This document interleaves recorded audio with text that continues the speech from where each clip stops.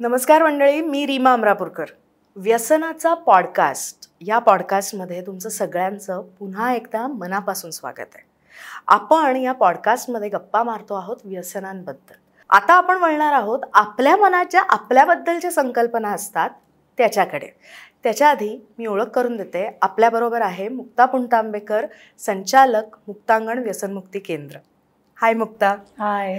आणि हा जो पॉडकास्ट आहे हा प्रस्तुत केला आहे मुक्तांगण व्यसनमुक्ती केंद्राने, आणि ज्यांच्या मदतीमुळे हे शक्य झालेलं आहे ते आहेत नॅनो मॅग टेक्नॉलॉजीज प्रायव्हेट लिमिटेड.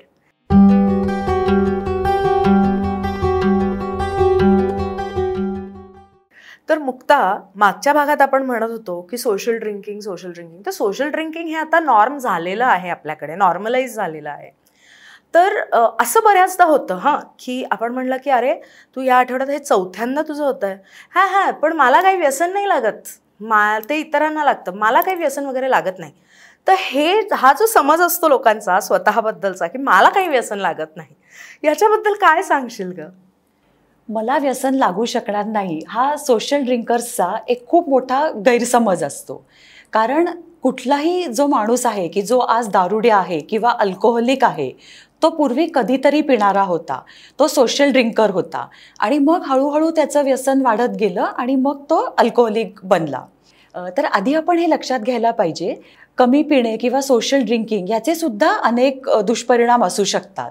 अलीकडे बघा, आपण सगळेजण खूप ऑर्गॅनिक फूड आपण खायला पसंती देत असतो, आणि जर का आपल्याला कोणीतरी सांगितलं की एक भाजीवाला आहे आणि भाजी खूप स्वस्त आहे पण तो खूप जास्ती त्याच्यावरती पेस्टिसाइड्स मारतो, तर कितीही स्वस्त का असेना, फुकट का देईना, आपण ती भाजी कधीच खाणार नाही. तर पण दारू पिताना मात्र लोक हा विचार करत नाहीत की दारूत केवढी केमिकल्स असतात. दारूच असं नाही, तंबाखू सिगरेटमध्ये केवढी केमिकल्स असतात. ह्या गोष्टी मात्र आपण आनंदासाठी कन्झ्युम करतो आणि एवढी केमिकल्स आपल्या शरीरामध्ये ओढवून घेतो, आणि आपल्या शरीराच्या प्रत्येक भागावर त्याचे दुष्परिणाम होत असतात. त्यामुळे सोशल ड्रिंकिंगचे सुद्धा शारीरिक दुष्परिणाम हे खूपच आहेत. त्याच्यामुळे मानसिक दुष्परिणाम तर होतच असतात, आपल्या मनावरती परिणाम होतो, पैसे आपले खर्च होत असतात, आणि मुख्य मला असं वाटतं की आपल्या कुटुंबावरती सुद्धा सोशल ड्रिंकिंगचा सुद्धा दुष्परिणाम होतो. मागच्या भागात आपण बघतच होतो की आपल्या घरात लहान मुलं असतात आणि ती घरात चालणाऱ्या या पार्ट्या बघतात, त्याच्यात आपले पालक दारू पितायत. हे जेव्हा ते बघतात, हा संदेश त्यांच्या मनात गेलेला असतो की दारू पिणं चांगलं, आपण एन्जॉय करण्यासाठी दारू पिऊ शकतो. मुलांच्या बाबतीत हा एक खूप मोठा धोका आपण पत्करत असतो. त्यामुळे सोशल ड्रिंकिंग जरी असलं तरी त्याचे दुष्परिणाम हे तर खूपच आहेत. काही बाबतीत आपण असं बघतो की काही लोक असतात की ज्यांना दारू चढतच नाही, पण काही असे असतात की ज्यांना दारू खूप पटकन चढते. हे त्यांच्या शरीराच्या मेटॅबॉलिझमवरती अवलंबून असतं.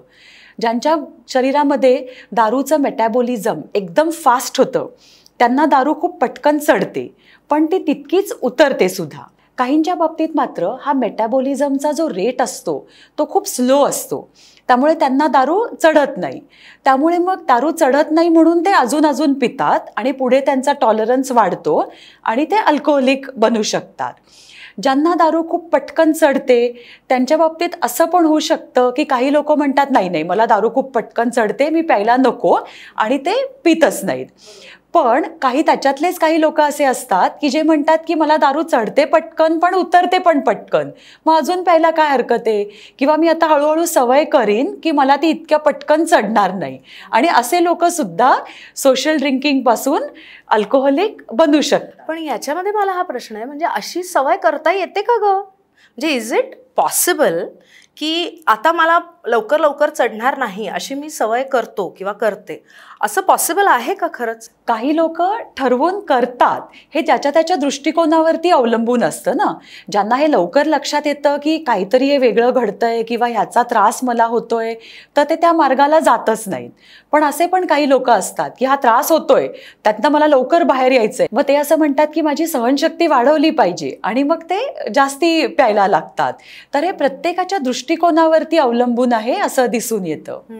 मुक्ता, ह्याच्यावरून मला आठवलं, तू जे म्हणालीस की मेटाबॉलिझम प्रत्येकाचं वेगवेगळं असतं, तर ना मला खूप लहानपणापासून म्हणजे आम्ही कॉलेजला होतो ना तेव्हापासून म्हणजे माझे बरेच मित्रमैत्रिणी प्यायचे, माझा तसा रेझिस्टन्स होता, कारण मी प्यायले तरी मला चढायची नाही. त्याच्यामुळे मग मला वाटायचं मग मी कशाला पिते आहे.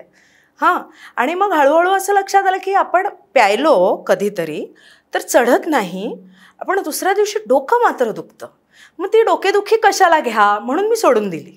हां, तर मला आता तू हे सांग की ज्यांनाही चढतच नाही असं जे वाटतं त्यांच्या शरीरावर उलट अजून काय परिणाम होतो ग?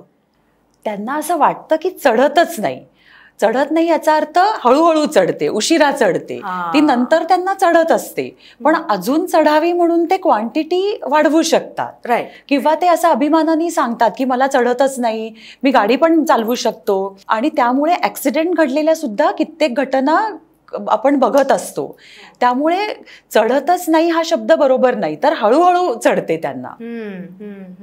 आणि मला अजून एक लक्षात येतं हां, की आता जेव्हा मी जसं मागच्या एपिसोडमध्ये पण उदाहरण दिलं होतं की आम्ही दिवसभर शूट करतो आणि सगळे स्ट्रेस्ड आउट असतो, मग शांत झोप लागावी म्हणून सगळेजण पितात. सो दारू हे स्ट्रेस मॅनेजमेंटचं एक टूल असं म्हणून अनेक जण वापरतात. Is it really a stress management tool? दारू पिणं किंवा कुठल्याही प्रकारे अंमली पदार्थ वापरणं या बाबतीतनं अनेक प्रकारचे गैरसमज असतात. आत्ता तू हा जो म्हणालीस तो एक खूप मोठा गैरसमज आहे की दारू प्यायल्यामुळे स्ट्रेस जातो. आपण फक्त थोड्या वेळासाठी आपला जो काही प्रॉब्लेम आहे तो विसरतो, पण प्रॉब्लेम तर जात नाही ना, प्रॉब्लेम तर तिथेच असतो. मी अगदी अलीकडचं एक तुला उदाहरण सांगते की आमच्याकडे एक मुलगा ॲडमिट होता आणि त्याला खूप टेन्शन होतं, आर्थिक टेन्शन होतं, कारण काहीतरी कर्ज त्यांनी घेतलेलं होतं. आणि मग त्याला कोणीतरी सांगितलं की तुला खूप टेन्शन आहे ना, तू दारू पी म्हणजे तुझं टेन्शन जाईल. आणि मग अशातच त्याचं प्रमाण वाढत गेलं. मग त्यांनी जेव्हा हे सांगितलं, मी त्याला प्रश्न विचारला की मग आता गेलं का तुझं टेन्शन, तुझं कर्ज गेलं का? तर तो म्हणाला की नाही, माझं आता अजूनच वाढलंय. कारण मग दारू वाढत गेली, मग कामावरती सुट्ट्या व्हायला लागल्या, पगार कमी आला, मग एक वेळ अशी आली की त्याची नोकरीच गेली आणि त्याच्यामुळे त्याचं कर्ज अजून वाढत गेलं. आणि तो म्हणाला की माझ्या आत्ता लक्षात आलं की मला जेव्हा टेन्शन यायचं आणि म्हणून मी दारू प्यायचो तेव्हा मी तात्पुरतं विसरायचो, पण तो माझा प्रॉब्लेम तर गेला नव्हता. उलट मी तो न पिता जर का फेस केला असता तर एव्हाना आत्तापर्यंत माझं कर्ज मी फेडू शकलो असतो. म्हणून मुक्तांगणमध्ये हे नेहमी सांगितलं जातं की आपण जेव्हा व्यसन करतो तेव्हा आपण आपल्या प्रॉब्लेमपासून दूर पळत असतो आणि दूर पळून कुठलाही प्रॉब्लेम जात नाही. प्रॉब्लेम जर का जायचा असेल तर आपल्याला त्याचा सामना करायला लागतो, तो फेस करायला लागतो. म्हणजे काय करायला लागतं तर त्याच्यातनं मार्ग शोधायला लागतो. आपण मार्ग शोधला ना तर कुठलाही प्रॉब्लेम नक्कीच जाऊ शकतो. आणि अशाच पद्धतीने मला वाटतं की जे आपण असं म्हणतो ना की मला हार्टचा प्रॉब्लेम आहे त्याच्यामुळे मी आठवड्यातून 3दा वाईन घेतलेली चालणार आहे, असं अनेक जण म्हणताना मी ऐकलेलं आहे. याच्यात म्हणजे is it also form of म्हणजे प्रॉब्लेमपासून लांब पळण्याचाच हा एक प्रकार आहे का? हे खूप लोक असं सांगतात की वाईन घेतलेली हार्टसाठी चांगली. हे तर काही वर्तमानपत्रांमध्ये सुद्धा मी वाचलं होतं. पण डॉक्टर अभय बंग जे गडचिरोली येथे काम करतात या विषयावरती, त्यांनी मुद्दामून ह्या विषयामध्ये खूप खोलवर माहिती घेतली, संशोधन केलं आणि त्यांना असं दिसून आलं की वाईन घेणं सुद्धा हृदयासाठी घातकच आहे. कुठल्याही प्रकारचं अल्कोहोल जेव्हा शरीरामध्ये जातं तेव्हा एकतर आपण खूप जास्ती कॅलरीज घेत असतो किंवा त्याच्यामुळे आपलं हार्ट रेट वाढतो, त्याच्यामुळे आपलं ब्लड प्रेशर वाढतं आणि त्यामुळे त्याचा हृदयावरती दुष्परिणाम तर होतच असतो. बऱ्याच ना हेल्थ प्रॉब्लेम्समध्ये असं म्हटलं जातं की याच्यासाठी दारू घेतलेली चांगली. आमच्याकडे एक मुलगा ॲडमिट होता, तर तो असं म्हणाला की त्याची सुरुवात कशी झाली की त्याला ना किडनी स्टोनचा त्रास होता. मग त्याला लोक म्हणाली की तू बियर पी, बियरमुळे किडनी स्टोन जातो. काही तो गेला नाही, त्याला शेवटी ॲडमिट होऊन उपचारच घ्यायला लागले. पण मीनवाईल त्या बियरमुळे नंतर पुढे त्याचं व्यसनामध्ये रूपांतर झालं. असं खूप हेल्थ प्रॉब्लेमसाठी आपण ऐकतो. आणि मला सगळ्यात जो कॉमन गैरसमज ऐकत असते ना मी, तर तो म्हणजे दारू किंवा ड्रग्ज किंवा सिगरेट वगैरे अशा प्रकारचं कुठलंही जेव्हा आपण सबस्टन्स घेतो तेव्हा त्याच्यामुळे आनंद मिळतो, आपल्याला एन्जॉय करता येतं. हा तर मला सगळ्यात मोठा गैरसमज जाणवतो. Right. आमच्याकडे ना एक खूप सिनियर मेंबर येतात, अल्कोहोलिक अनॉनिमसचे ते मेंबर आहेत आणि आज बरीच वर्ष ते व्यसनापासून दूर आहेत. तर ते नेहमी त्यांचा अनुभव सांगतात.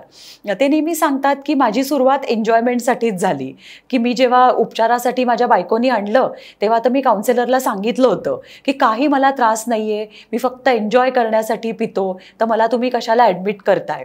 पण नंतर जेव्हा काउन्सिलिंग सेशन्स झाली तेव्हा त्यांनी हे मान्य केलं की सुरुवातीला मी एन्जॉयमेंटसाठी पित होतो, मला बरं वाटायचं, तेव्हा प्रमाण पण कमी होतं, पण हळूहळू मी त्याच्यावरती अवलंबून राहायला लागलो आणि मग तेवढी नशा येण्यासाठी मला प्रमाण वाढवायला लागलं. आणि नशा किती वेळ यायची तर 1-2 तास, आणि त्या 1-2 तासाच्या नशेसाठी मला एवढी मोठी किंमत द्यायला लागत होती की तब्येतीचं नुकसान, पैशांचं नुकसान. आणि नेहमी ते शेवटी जेव्हा ते मुलांची आमच्या बोलत असतात मुक्तांगणमधल्या, तेव्हा ते नेहमी सांगतात की ह्याच्यामुळे मिळणारा आनंद हा तात्पुरता आहे, त्याच्यासाठी खूप मोठी किंमत द्यायला लागते. आणि ते नेहमी ही गोष्ट आवर्जून सांगतात की सुरुवातीला मी आनंद मिळावा म्हणून पित होतो, पण नंतर अशी वेळ आली की मला नॉर्मल राहण्यासाठी प्यायला लागत होतं. कारण प्यायलं नाही तर इतका त्रास व्हायचा की हात थरथरायचे, काही करता यायचं नाही, आणि मग तो त्रास नको विड्रॉल सिम्पटमचा म्हणून मी प्यायचो. किती किती डेंजरस आहे, दिस इज रिअली डेंजरस. पण मग बरेचसे आर्टिस्ट लोक जे असतात ना, म्हणजे स्पेशली क्रिएटिव्ह आर्ट्समधले जे असतात, ते पण इन्स्पिरेशनसाठी ते केल्याशिवाय मला सुचत नाही वगैरे अशासाठी दारू बऱ्याचदा पिताना दिसतात. त्यांच्यावर पण असा परिणाम होत असेल का गं? हा पण एक मोठा गैरसमज आहे की क्रिएटिव्हिटीसाठी दारू पिणं चांगलं, त्याच्यामुळे खूप आयडियाज येतात. दारू प्यायल्यामुळे काय होतं, आपल्या मेंदूवरची बंधनं जरा सैलावतात, इनहिबिशन्स म्हणतो ना, ती जरा कमी होतात. आणि बघ ना, त्याच्यामुळे दारू प्यायलं की माणूस खूप मोठमोठ्याने बोलतो, किंवा ज्यांना इंग्लिश येत नाही ते इंग्लिश बोलायला लागतात आत्मविश्वासाने, कारण ती इनहिबिशन्स कमी झालेली असतात. तर तसंच काहीसं होतं की जे काही कधी कधी असं एक काहीतरी सुचत नसतं, आणि मग ती बंधनं सैलावल्यावरती सुरुवातीला थोडंसं सुचतं, ते होतं. मग त्यांना असं वाटतं की अरे दारू प्यायली की मला काहीतरी सुचतंय किंवा माझ्याकडनं काहीतरी चांगलं क्रिएटिव्ह घडतंय, आणि म्हणून मग ते होतं सुरुवातीला 1-2 वेळा किंवा काही महिने सुद्धा ते होऊ शकतं. पण नंतर अशी स्टेज येते की तुम्ही त्याच्यावरती अवलंबून राहायला लागता, मग तुमच्या विचारांचा कंट्रोल हा दारूच घेते. अशा अनेक आर्टिस्ट लोकांना आम्ही मुक्तांगणमध्ये उपचार दिलेले आहेत की ह्या गैरसमजामुळे ते व्यसन करायला लागले, वाढत गेलं, आणि मग नंतर त्यांच्या हातून काम होईना किंवा एवढं त्यांचं नुकसान झालं की त्यांच्यावरती ॲडमिट होण्याची वेळ आली. त्यामुळे दारू पिऊन आपली क्रिएटिव्हिटीला खूप चालना मिळते, हा एक गैरसमज आहे आणि तो लोकांनी दूर केला पाहिजे. म्हणजे मुक्ता, तू म्हणतेस की आपण सुरुवातीला आपले इनहिबिशन्स कमी करण्यासाठी दारू घेतो, आणि मग दारू आपले सगळे कॉन्फिडन्स, आपली क्रिएटिव्हिटी हे सगळं स्वतःच्या ताब्यात घेते, बरोबर? म्हणजे इतर सबस्टन्सेस आहेत, म्हणजे बऱ्याचदा स्मोकिंग, टोबॅको किंवा गांजा, वीड, ह्याचे पण असे परिणाम दिसतात की आपल्याला बऱ्याचदा असं दिसतं की थिएटर आर्टिस्टमध्ये आम्हाला हे बऱ्याचदा दिसलेलं आहे की ते स्मोक वीड आणि मग ते स्टेजवर जातात. किंवा हे तर गांजाचे पण असेच परिणाम आहेत का? म्हणजे दारू इतकेच घातक परिणाम आहेत का? गांजाचं तर प्रमाण आजकाल खूप वाढतंय, आणि ते सुद्धा जरा कमी वयातल्या मुलांमध्ये, तरुण मुलींमध्ये ते खूप वाढतंय. आणि अशी जेव्हा मुलं आमच्याकडे आणली जातात, त्यांचे पालक जनरली आणत असतात, तेव्हा या मुलांशी बोलताना लक्षात येतं की त्यांच्या मनात सुद्धा खूप गैरसमज आहेत या गांजाबद्दल. एक नेहमी त्यांचं आर्ग्युमेंट असतं आमच्याशी बोलताना की अमेरिकेतल्या काही राज्यांमध्ये गांजा हा लीगल आहे, कायदेशीर आहे, किंवा युरोपमधल्या काही देशांमध्ये आहे, तर ह्याचा अर्थ मग त्याच्यात काही वाईट नसणार. पण आम्हाला त्यांना सांगायला लागतं की काही वेगळी कारणं आहेत म्हणून तिथे कायदेशीर आहे, आपल्या देशात त्याला कायदेशीर मान्यता नाही आहे.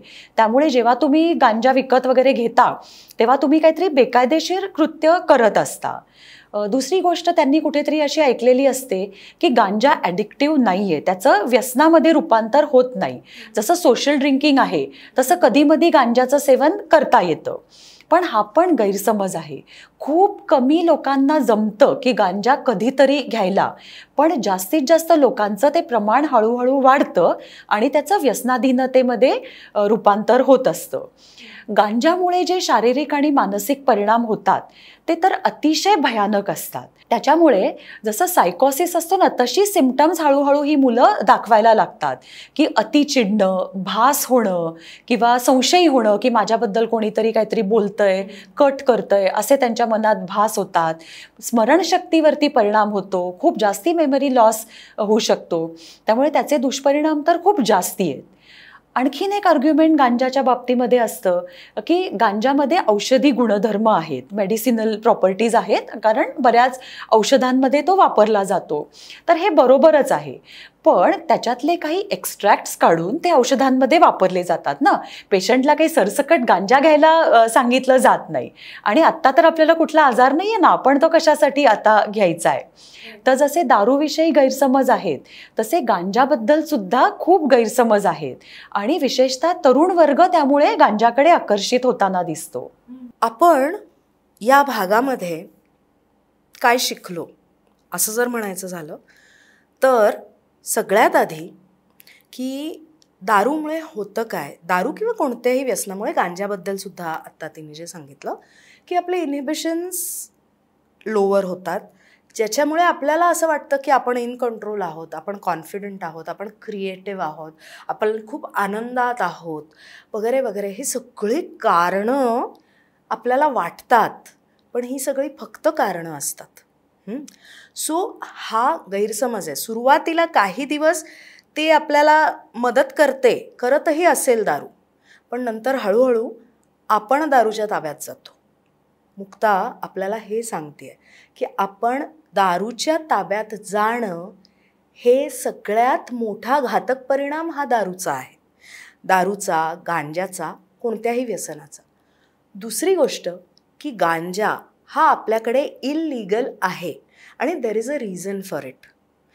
May be it has to do with आपली भारतीय जी बायोलॉजी आहे, आपलं जे स्ट्रक्चर आहे बॉडीचं, त्याच्याबद्दल असेल किंवा इतर काही कारणं असतील. पण हा केवढा मोठा दुष्परिणाम आहे मुक्ता, की ते आपलं ब्रेन ऑल्टर करतं गांजा, आणि आपल्या मेमरीवर त्याचा परिणाम होतो, आणि त्याच्यामुळे आपण ते अवॉइड केलं पाहिजे. त्याच्यामुळे बरेचसे जे विद्यार्थी असतात की ज्यांना असं वाटतं की गांजा पिऊन मला मस्त परीक्षेत उत्तरं लिहिता येतात, तुम्ही प्लीज हे लक्षात घ्या की ब्रेन ट्रेनिंग किंवा मेंदूला तुमच्या कार्यरत ठेवण्यासाठी पुस्तक वाचणं हा सगळ्यात मोठा सोल्युशन आहे. गांजा पिणं हा नाही आहे. ओके, सो हे आपण आत्ता समजावून घेतलेलं आहोत.